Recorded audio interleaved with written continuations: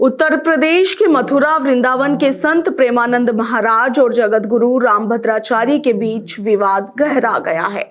हालांकि प्रेमानंद महाराज ने इस विवाद में अभी तक कोई भी बयान नहीं दिया है, वहीं जगत गुरु ने उनके पुराने बयानों के आधार पर उन पर हमलावर रुख अपनाया है। इसके बाद से लगातार ये मामला उठ रहा है कि आखिर क्या वजह है कि सनातन के दो बड़े संत और उनके समर्थक आमने सामने आते हुए दिख रहे हैं।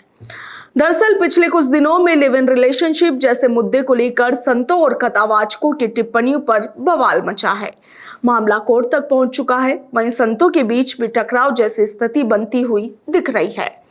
मामला कथावाचक स्वामी अनिरुद्धाचार्य महाराज के लिव इन में रहने वाले कपल्स पर आपत्तिजनक टिप्पणी से शुरू हुआ।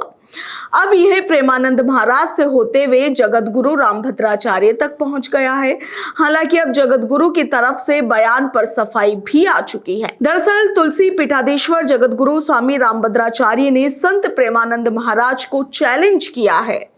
एक पॉडकास्ट में उन्होंने कहा कि प्रेमानंद महाराज के बिना किडनी के जीवन बिताना कोई चमत्कार नहीं है।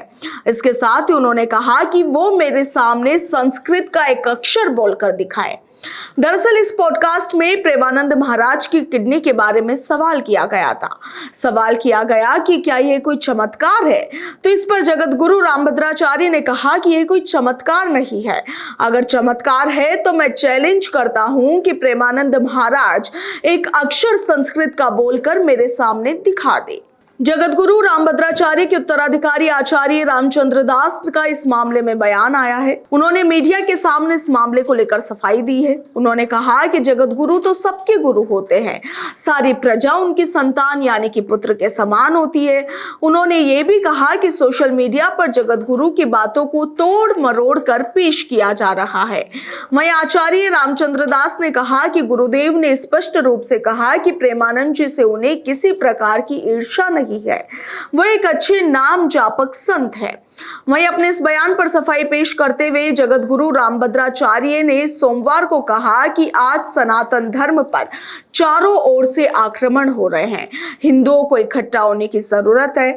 हमने 500 सालों की लड़ाई जीती है और राम मंदिर मिला है और अब श्री कृष्ण जन्मभूमि और काशी विश्वनाथ भी मिलेगा, मगर सबको एकजुट होना होगा। उन्होंने कहा कि रही बात प्रेमानंद की, तो मैंने कोई भी अभद्र टिप्पणी नहीं की है। एक आचार्य होने के नाते मैं सबसे कहता हूं कि संस्कृत का अध्ययन करना चाहिए। जो सामान्य लोग चोला पहनकर वक्तव्य दे रहे हैं, जिन्हें एक भी अक्षर नहीं आता है, मैंने उत्तराधिकारी को भी कहा है कि संस्कृत पढ़ना चाहिए। मैं तो सबको कह रहा हूं कि हर हिंदू को संस्कृत पढ़ना चाहिए। आज भी मैं खुद पढ़ता हूं, 18 घंटे पढ़ता हूं। उन्होंने आगे कहा कि प्रेमानंद जी के लिए कोई भी ऐसी टिप्पणी मैंने नहीं की, लेकिन हाँ, चमत्कार को मैं नमस्कार नहीं करता हूं, यह सच है। मैंने शिष्य धीरेन्द्र शास्त्री को कहा कि पढ़ो लिखो, क्योंकि भारत की जो प्रतिष्ठा है, संस्कृत को पढ़ना जरूरी है। विधर्मी शक्तियां सनातन धर्म को तोड़ मरोड़ कर पेश करती है। सभी संतों को एक हो जाना चाहिए और एक होकर हिंदू धर्म की रक्षा करनी चाहिए। भारतीय संस्कृति को समझने के लिए संस्कृत पढ़ना आवश्यक है। उन्होंने कहा कि मेरे लिए जो भ्रम फैलाया जा रहा है वो गलत है। मैंने प्रेमानंद के लिए कोई भी गलत टिप्पणी नहीं की है और ना ही करूंगा।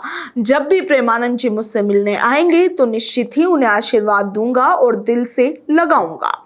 भगवान श्री राम जी से प्रार्थना करता हूं, उनके स्वास्थ्य के लिए, लगातार उनके दीर्घायु के लिए कामना करता रहूंगा।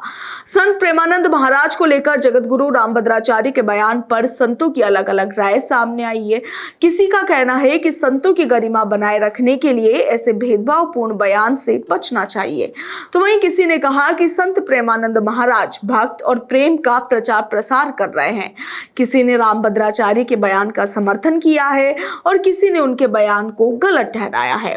कुछ संतों का कहना है कि विद्वान और चमत्कारी होना दोनों अलग अलग विषय है और संत होना अलग विषय है। भक्ति और ज्ञान को एक बड़े पैमाने से नहीं मापा जा सकता है। संत और विद्वान हाथों के पांचों उंगलियों की तरह होते हैं, कोई भी बराबर नहीं होता। अब इस विषय पर विवाद गहराने लगा है। हालांकि प्रेमानंद महाराज अभी तक इस मामले पर चुप है।